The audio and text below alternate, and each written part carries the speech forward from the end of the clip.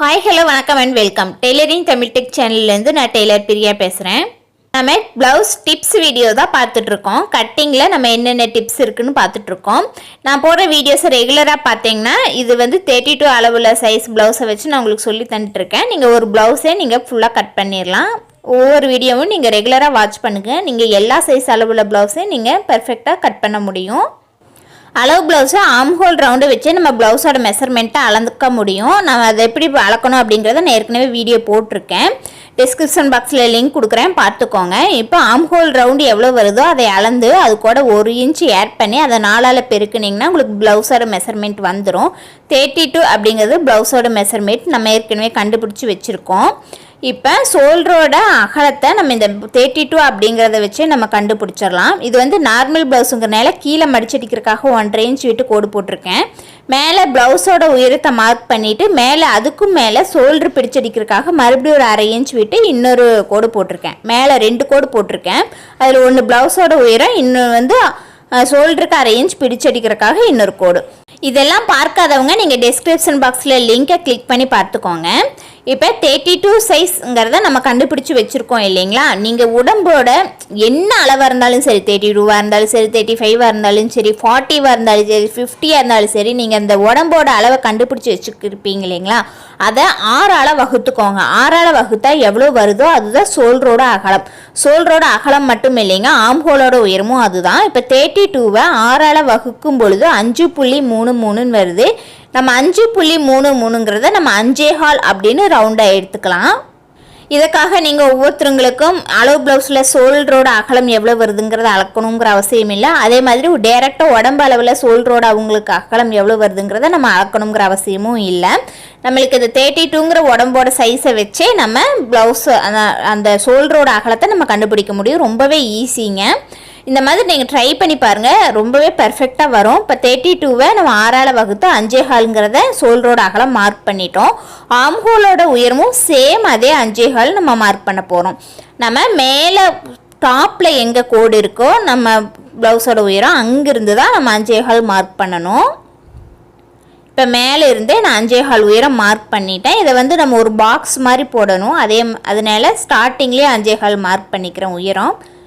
இப்போ இதனுடைய அகலமும் கீழேயும் அதே 5.25 வரணும், மார்க் பண்ணிக்கிறேன். இப்போ இது ஒரு 4 பக்கமும் பாயிண்ட் சந்திக்கிற மாதிரி இருக்குது. இதை வந்து எல்லா பக்கமும் இந்த மாதிரி கோட்டை ஜாயின் பண்ணி விட்டுருங்க.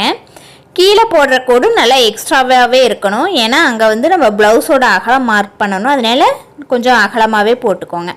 இந்த மாதிரி தான் நீங்கள் ஆம்ஹோலோட உயரமும் ஷோல்டரோட அகலமும் நீங்கள் கண்டுபிடிக்கணும். ஒரு சிலர் இந்த 32 சைஸ் அளவுள்ளவங்களுக்கு இந்த 5.25 விடவே ஷோல்டர் வந்து இன்னும் அகலம் கம்மியாக எடுத்திருப்பாங்க.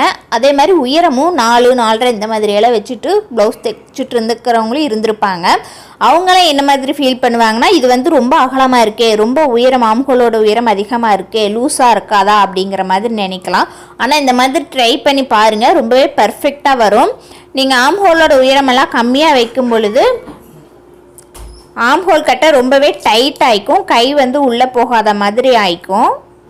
அதே மாதிரி தான் ஷோல்டரோட அகலமும் நம்ம வைக்க வேண்டிய அளவை விட ரொம்ப கம்மியாக வச்சுட்டிங்கன்னா ஏதோ ஒன்று கழுத்தை பிடிச்சி நெருக்கிட்டு இருக்கிற மாதிரி இருக்கும்.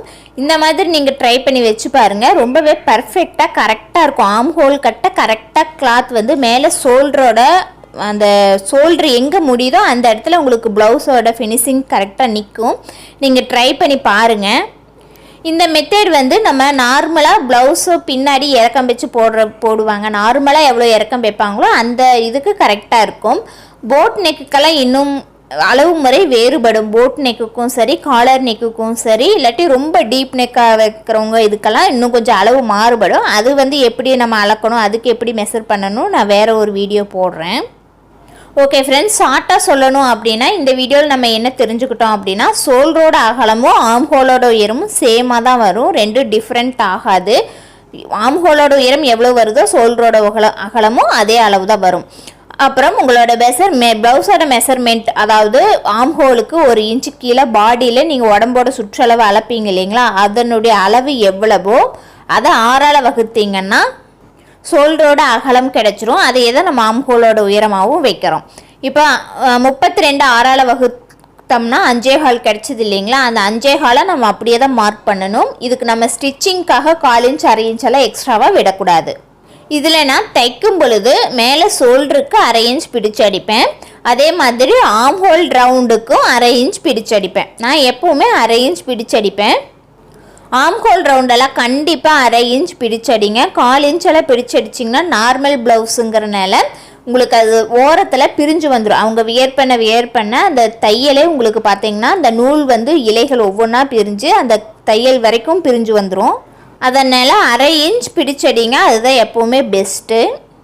ஓகே ஃப்ரெண்ட்ஸ், இந்த வீடியோ கண்டிப்பாக உங்களுக்கு பயனுள்ளதாக இருந்திருக்கும். இந்த வீடியோ உங்களுக்கு பிடிச்சிருந்தா இது வரைக்கும் நீங்கள் டெய்லரிங் தமிழ் டெக் பிரியா சேனலை சப்ஸ்கிரைப் பண்ணாமல் இருந்திருந்தீங்கன்னா வெளியில் கிளாஸுக்கு போகாமல் வீட்டிலேருந்து யூடியூப் மூலமாக ஈஸியாக ஃப்ரீயாக டெய்லரிங் கற்றுக்கணும்னு நினைக்கிறவங்க tailoring Tamil tech tailor Priya சேனலை சப்ஸ்கிரைப் பண்ணிக்கோங்க. கூடவே இருக்கிற பெல் ஐக்கானி கிளிக் பண்ணிவிட்டு அதுக்கு பக்கத்தில் இருக்கிற ஆளுங்கிற பட்டனையும் ஒரு கிளிக் பண்ணி வச்சுக்கோங்க. அப்போ தான் நான் போடுற வீடியோஸ் எல்லாம் உங்களுக்கு ஒன்றுக்குன்னே நோட்டிஃபிகேஷன் வரும். லைக் பண்ணுங்கள், ஷேர் பண்ணுங்கள் மற்றும் உங்களுக்கு தோன்ற நிறைகுறைகளை கமெண்ட்டில் தெரிவிங்க. மீண்டும் அடுத்த பயனுள்ள வீடியோவில் உங்களை சந்திக்கிற வரைக்கும் உங்களிடமிருந்து விடைபெறுவது உங்களின் தோழி பிரியா சரவணகுமார். நன்றி, வணக்கம்.